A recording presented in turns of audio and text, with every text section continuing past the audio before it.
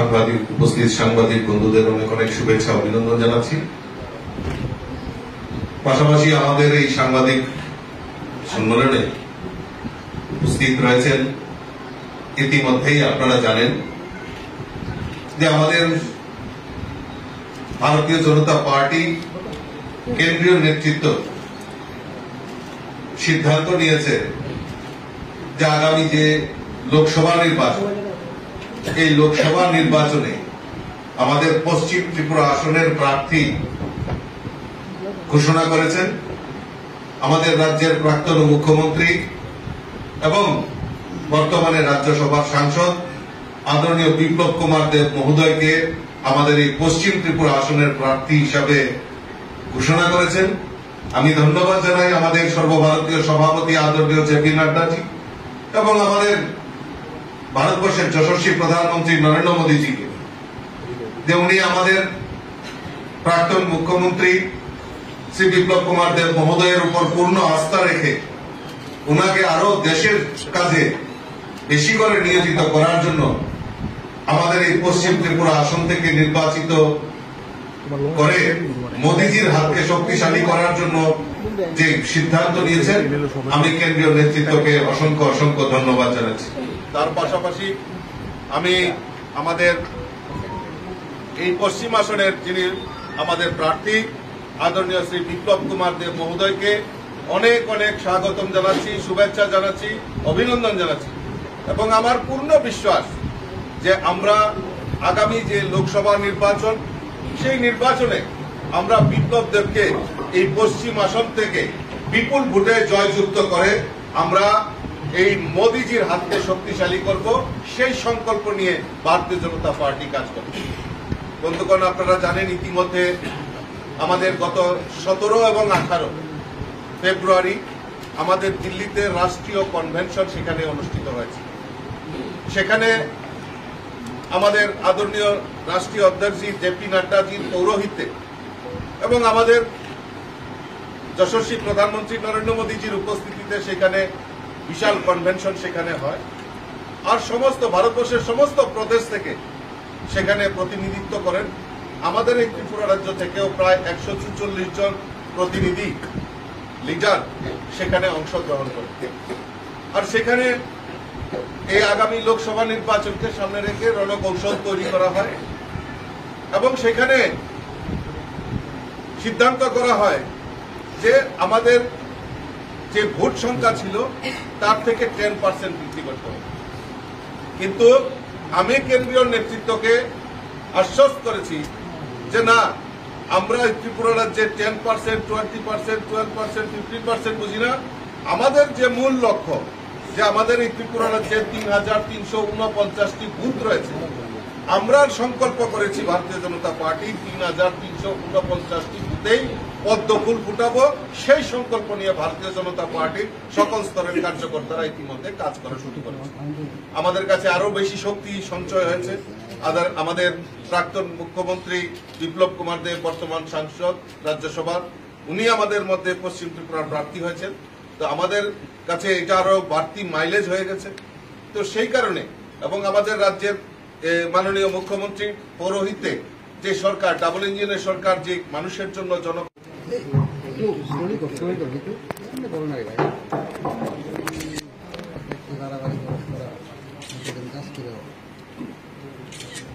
ত্রিপুরা প্রদেশ সভাপতি আদরণীয় রাজীব ভট্টাচার্য মহোদয়,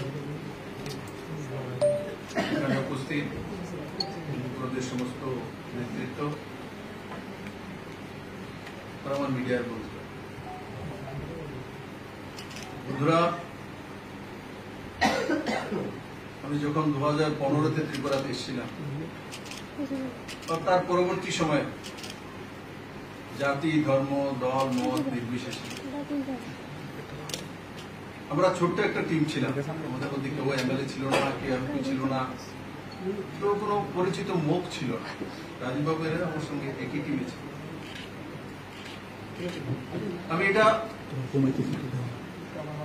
গর্বের সঙ্গে পুরো ভারতবর্ষ, দুনিয়াতে বলি, ত্রিপুরা রাজ্য ছোট হতে পারে,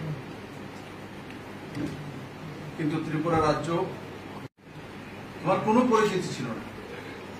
আজ আমাকে মানুষ চিনে, দুনিয়া চিনে। সমস্ত ত্রিপুরার মানুষ, সে মানুষদের মধ্যে সাংবাদিক বন্ধুরা আছে, পলিটিক্যাল পার্সোনালিটি আছে, মা বোনেরা আছে, আম জনতা আছে, সবাই আছে। ভারতীয় জনতা পার্টির কার্যকর্তারা আছে। একসময় হাস্যকর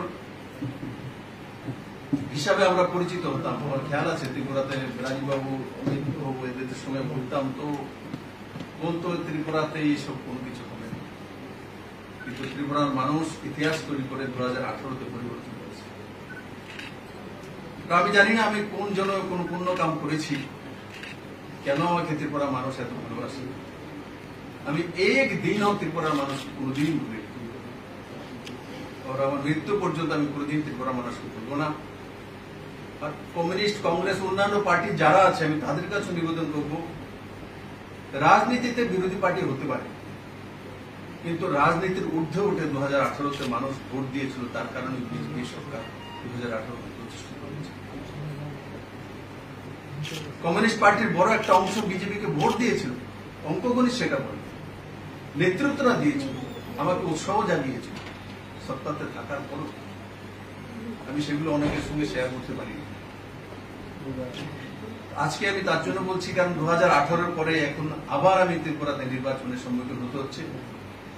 আমি আপনাদের কাছে এসেছি, আমি সাংবাদিক বন্ধুদের মাধ্যমে সারা ত্রিপুরাবাসীর কাছে নিবেদন করব, আপনাদের বিপ্লব যদি ভালো লাগে তো পদ্মফুল চিহ্ন ভোট দিয়ে মাননীয় প্রধানমন্ত্রীকে শক্তিশালী করুন।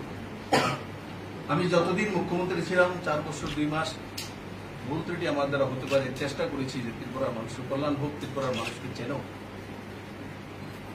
তার কিছু কাজ বাকি আছে। এবার মাননীয় প্রধানমন্ত্রী আমাকে একটা সুযোগ দিয়েছে, কারণ আমি রাজ্যসভার এমপি ছিলাম, আছি, যতটা পারি আমি ত্রিপুরার জন্য করি, কিন্তু লোকসভা এমপি হিসাবে জনতার কাছে ডাইরেক্ট যাওয়ার সুযোগ পাই, ডাইরেক্ট বোঝার সুযোগ পাই। আর আমি নিষ্ঠার সহকারে সেই কাজগুলো করব। মাননীয় মুখ্যমন্ত্রী মানিক শাহ মহোদয়কে অনেক অনেক ধন্যবাদ যে উনি রাজ্যে সুন্দরভাবে রাজ্য চালানোর চেষ্টা করছেন। মাননীয় প্রধানমন্ত্রীর নেতৃত্বে ওনার পুরো টিমকে ধন্যবাদ, আর সমস্ত সাংবাদিক বন্ধুদেরকে ধন্যবাদ। কারণ কি 2016, 17, 15 এই যে সালগুলি ছিল, 18 পর্যন্ত, আর তারপরও আমাকে বড় একটা সাপোর্ট, যেটা আমার স্ট্রেংথ ছিল, এটা ত্রিপুরার সাংবাদিকরা ছিল। আমি কারোর কাছে কোনো কিছু চাইও না, দিতেও পারিনি, আমার কাছে কিছু ছিলই না, শূন্য নিয়ে এসেছিল।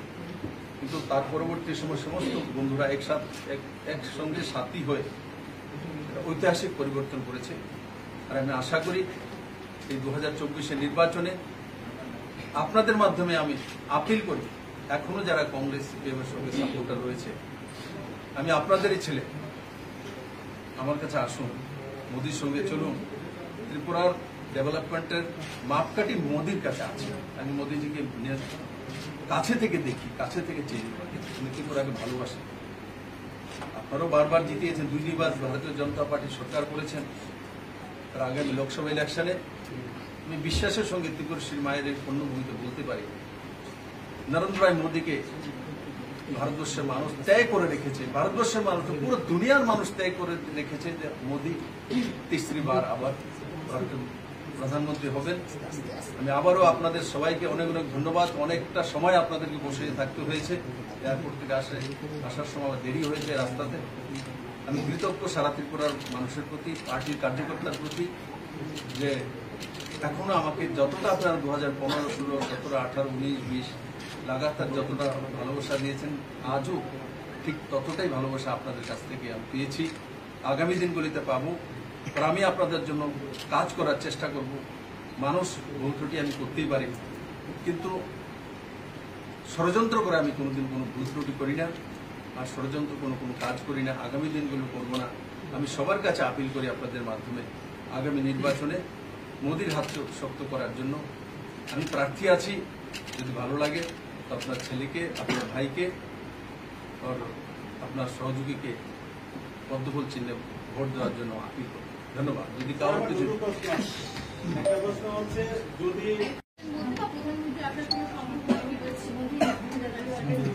আপনার কোশ্চেনটা খুব সুন্দর। প্রধানমন্ত্রী আপনার হৃদয় আছে, আমার হৃদয় আছে। প্রধানমন্ত্রী ফিজিক্যালি নিশ্চয়ই একবার ত্রিপুরাতে আসবেন তুলসী মায়ের আশীর্বাদ নেওয়ার জন্য, কিন্তু মোদী সবার হৃদয় আছে, বিশেষ করে মহিলাদের।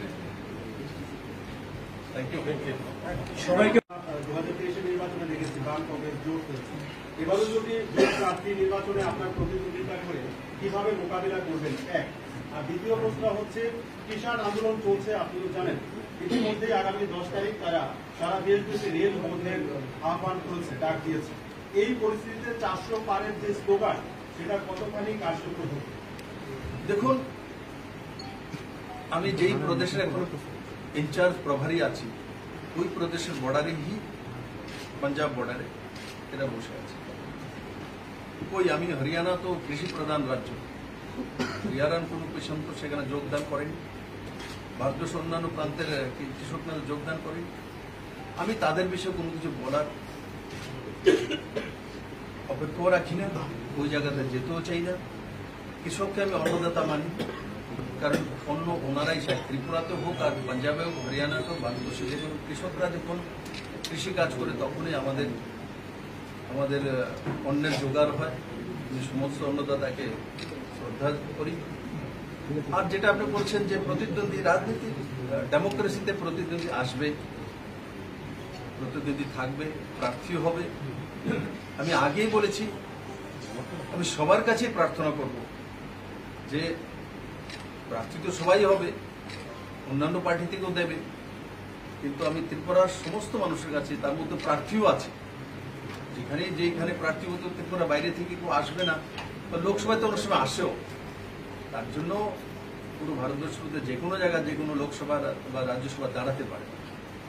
আমি তাদের কাছেও আশা করব যে আমাকে আশীর্বাদ করার জন্য, আর যাতে নিষ্ঠার সহকারে আমি কাজ করার যে সুযোগটা পেয়েছিলাম আগে, এখনো রাজ্যসভার এমপি হিসেবে আছি, আগামী দিনে যাতে করতে পারি, সেটাই আমি সবাইকে চাই। স্যার, দুটো বিষয়। প্রথম, আপনাদের দলের প্রথম প্রার্থী তালিকাতেই আপনার নাম, এবং সেখানে আমরা দেখেছি মাননীয় প্রধানমন্ত্রীও কিভাবে দেখছেন। আর দ্বিতীয় বিষয়, প্রচার কবে থেকে শুরু করছেন? দেখুন, মাননীয় প্রধানমন্ত্রী নরেন্দ্র ভাই মোদী বিপ্লবদের পরিচয় করিয়ে দেবে, তার জন্য নরেন্দ্র ভাই মোদীর নাম। আজ মোদীর নামে ভারতবর্ষকে চেনে মানুষ, সবচেয়ে বড় বিষয়। সত্যি কথা, আচ্ছা, নরেন্দ্র ভাই মোদীর নামে ভারতবর্ষকে চেনে পুরো দুনিয়া, সেটা আমাদের ভারতবর্ষের জন্য সবচেয়ে গর্বের বিষয়। তো স্বাভাবিকভাবে আমাদের দলের সর্ববৃহৎ নেতৃত্ব উনি, লিস্ট বেরিয়েছে, তার মধ্যে সমস্ত অনেক এমপিদের 195 জন লিস্ট ছিল, তার মধ্যে আমারও আছে। তো আমি ভাগ্যবান যে ভারতীয় জনতা পার্টি, নরেন্দ্র ভাই মোদীর নেতৃত্বের পার্টির আমি সাংসদের যে টিকিট আমাকে পার্টি দিয়েছেন, তার জন্য মাননীয় প্রধানমন্ত্রী জেপি নাড্ডাজি, অমিত ভাই শাহর প্রতি কৃতজ্ঞ। আর বাকি ইলেকশন হবে, ইলেকশনে প্রমাণ করার দরকার নেই। ভারতীয় জনতা পার্টির সমস্ত কার্যকর্তাদেরকে আমি বলবো আপনাদের মাধ্যমে, মানুষ বিজেপিকে পদ্মফুল চিহ্নে মোদীকে প্রধানমন্ত্রী বানানোর জন্য বসে আছে। আপনারা শুধু বুথ ওয়াইজ মানুষের কাছে গিয়ে একবার আপিল করুন।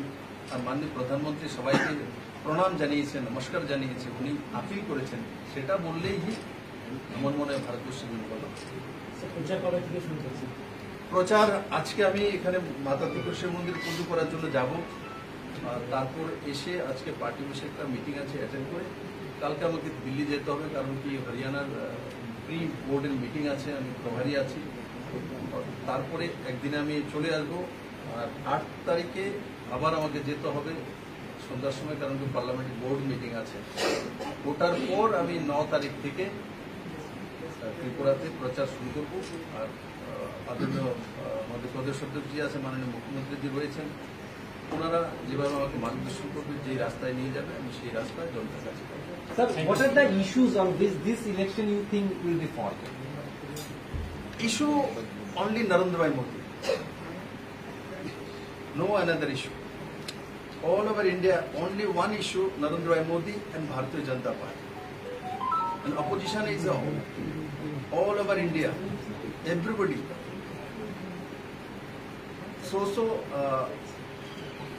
familiar issue. No 140 crore public issue. Narendra Modi is our leader, and he is not a leader, he is a statesman right now.